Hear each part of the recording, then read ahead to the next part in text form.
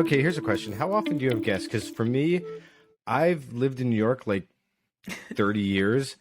I've never had a guest stay over once. I'm not a guest person. I don't like people staying over. I think maybe people crash here occasionally.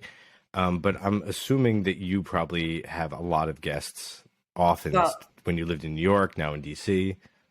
well, when we lived in New York, we lived in a small apartment. Hmm. We were crammed in there. We Yeah, had there's four we had people. one bathroom Yeah. for all of us until we moved right before COVID. And but I will tell you this: we did have guests, and so even my parents would come to stay with us, and they just kind of liked being there with us. We had a pull-out couch in our in the kids' room, and they just kind of liked being able to be all together. They preferred it over staying somewhere else or staying at a hotel or something. Yeah. And so they would stay with us, and we kind of all, bunked up together. But then we moved, and we moved from New York to Washington D.C. just a few months ago. And we moved here for a variety of reasons, but one of them was so that we could more comfortably have people stay with us, because we just love being we like having people stay with us. And what type of, when you have people stay with, I mean, obviously your parents, they know the place, they'll know the things. Are you talking like your sisters come by? Is it family mostly, or is it friends?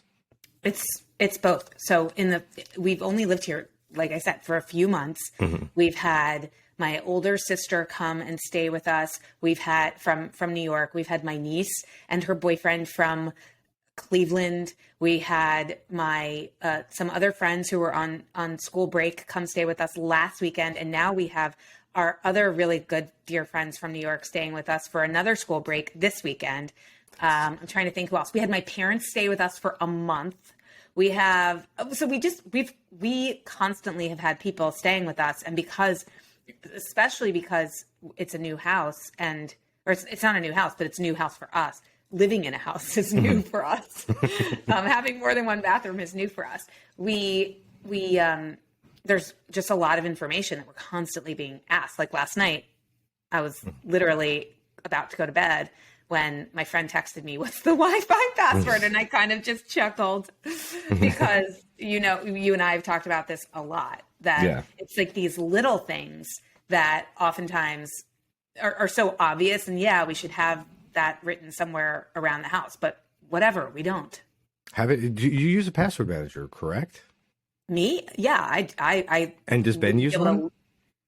No, I use a password manager all day, every day. And you're right. I should put the Wi-Fi password in there or somewhere. I have mine. If you search my password manager, it says Wi-Fi and it's connected with the router, because that could also be an issue if the router's out, and also how I get the service, which is connected to the provider. So I have it all kind of like connected. But the good part is I never have anyone over, so I never have to give it to anybody. Maybe that's the way to plan. Just isolate yourself. Well, so you want to hear the funny story? So this morning I said to my friend, "Oh, you wanted the Wi-Fi password, didn't you? Shoot, I need to go ask Ben for the Wi-Fi password." And her 10-year-old daughter and 6-year-old daughter said, no, here's the Wi-Fi password, because they had both figured it out within 10 minutes of being here, what the Wi-Fi password was. And I was like, okay, let me write that down. And they told me what my Wi-Fi password was. So I think it was really funny. But but she also had other questions about the house, like, do you have a hair blower anywhere? And I was like, actually, I do. And it's in the room you're staying in a drawer for you, because I wanted to make it nice for people to stay here. Oh, is it nice? Is it? I guarantee it's really nice. When are you coming, Gene? When are you coming? Me, I will be there in 20 minutes. Really? I'm actually in the room next to you right No, you're now. not. I would be so happy if you were. It's weird how I never like staying at people's places. Like I really like to leave a place exactly as I found it. So I do get nervous. Like, should I touch this? Should I go in here? Should I use that? Even when I was staying at my sister's house, I just am so worried that I'm imposing. So I don't want to mess with things or break something. Or the thing that I always find weird is if something's already broken and someone doesn't tell me.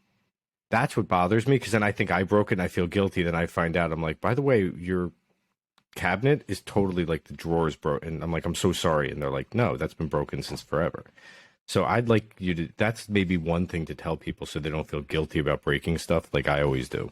Yeah. Well, the other things to tell people are like, how do I, if you want coffee in the morning, if you wake up before me, or if I'm already working and you're in the other room and you want coffee, here's how you make coffee. Here's our this is the type of coffee maker where we have, this is where the milk, not really. I guess they could find milk, but this is where we keep the sugar. Cause I have my house very organized. Things are in certain places. And if you didn't live here, you wouldn't know where to find the sugar. Milk, like we have a dairy farm out back. It's more obvious. The milk is like we have a dairy farm out back, and only use the cow to the left. Don't use the cows on the right. We keep our shoes. We have a certain place where we keep people's shoes in our garage. We have like a little ledge for shoes. Nobody would know that nobody would know to do that if I didn't tell them. There are certain lights that you can put on downstairs that. If you want to keep like a little light on in the middle of the night, there's a way to do that. Do you have any security camera things going on? Oh yeah. Yes. Oh yes, we do. We do. And actually, we installed a new home security system. We use Vivint. Vivint. Yeah, I've heard of them. It's a good service. They've been really good, but so we have a home security system. Actually, that's a really good example, Gene, because when anybody opens the door to our house or to the backyard, we have this little ding that goes off that sounds like a doorbell. And it's like you live in a 7-Eleven is what you're telling me. we live in 7-Eleven, so things are a little complicated here. For some reason, I've never experienced this anywhere else, but GPS gets our house address wrong. You're not alone there. You're not alone there at all. Really? Adam just told us that the same thing happens with when they go out to his house, that if you do it wrong, you're going to end up in a totally different spot than you're supposed to be. So go on. People get lost. People get lost every single time they come to our house. They get lost because the GPS takes you to the wrong place. We've actually contacted Google about it to try to get Google Maps to relocate the house to the proper place. So Uber drivers, Postmates, like anybody who's coming to our house, taxi drivers, friends using GPS, for kids coming over for play dates, everybody gets lost. So one of the things that we want to make sure to tell people, guests or otherwise who are coming, is just how to actually get to the house. Like, do you have any Advil? Where do you keep Advil? And also, is there medicine cabinets you don't want them going through? Because that's another thing. There could be someone looking for a Band-Aid, looking for something, and they're digging through all your stuff, and you're like, please don't go into you want to. If anything, it's up to you as the host to keep that stuff separate so they don't start rummaging through your own personal bathroom and finding stuff that you might not want them finding. He picked up the thing. Okay, here's the big thing for me being, because when it comes to watching TV, electronics, that's my thing. Because I'm always one of those people that has like a lot of components to a system.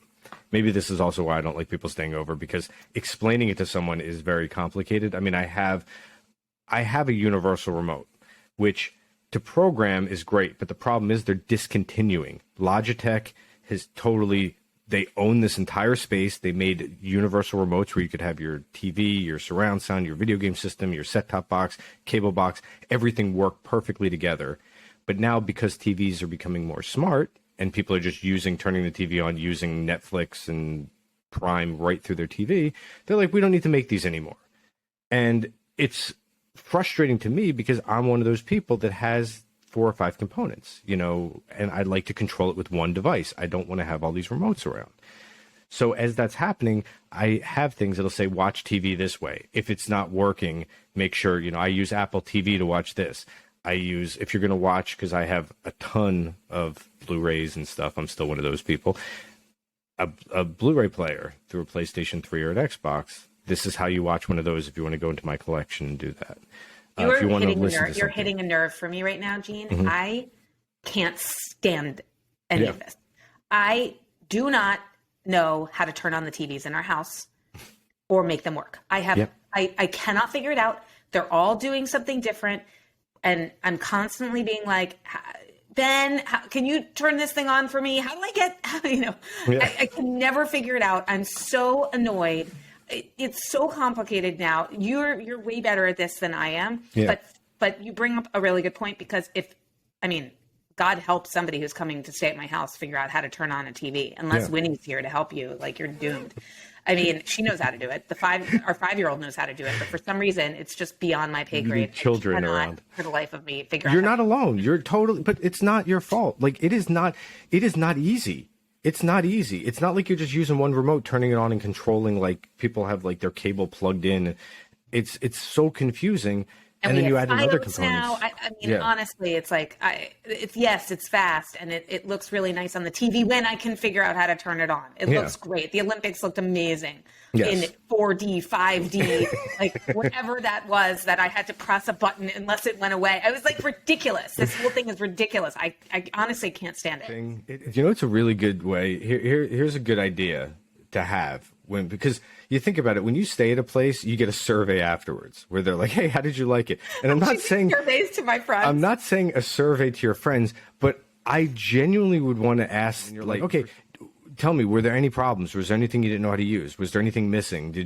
Were you confused about anything? Because that way it could help get fresh eyes on your place. I actually do that because we're trying to. So what I've heard is that if you have a guest room in your house, you should actually sleep there one night and take a shower there. And so that you can see so for example, in our house, what we realized is that the guest room is freezing at night. It's a great point. Freezing. And so we placed a safe space heater in that room and but people don't know that unless we tell them, and we say there's a space heater right there in case you get really cold. And by the way, it gets really cold, so you might want to just turn it on in advance. And so there are things that there's just things that are really good to know.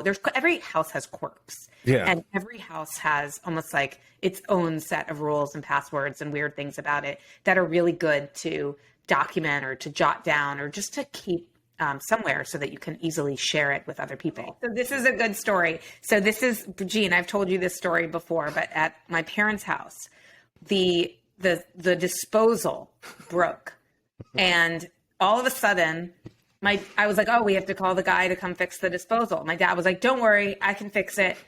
And he comes in with a broom and he starts shoving the broom down the disposal. And I was like, what? That's how you fix the disposal? If something were to happen to you, Dad, how would I know? I don't need to call the guy. I just need to shove a broom down the disposal. But, right? I mean, it's like those things that nobody knows about how your house works that you know what you need to do? I just realized you need to buy your parents a new garbage disposal for their house. Like you and Ben. I just need a new broom. That's your How the television works. I mean, there is a way that it works. There's some instructions that should be created. But why do people not? Or, how does the thermostat work? Or if it's, too hot or too cold in the room. What do you think it is that people just don't? Is it because it's so simple that it's because it's your home? Like, who wants to write an instruction manual for their home? I mean, it's for you, and you just tell people what to do, and eventually people that live there get it.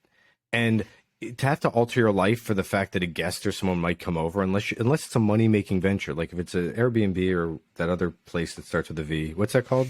VRBO. Yeah, I see. Well, I think it's just a good habit to get into, which is think about the different things that are in your home or in your household. Think about the quirks. Think about what passwords or things you have set up that somebody else would need to know about, and just make a list of them or make sure to have them available so that other people might be able to access it. Yeah, or get ready for them.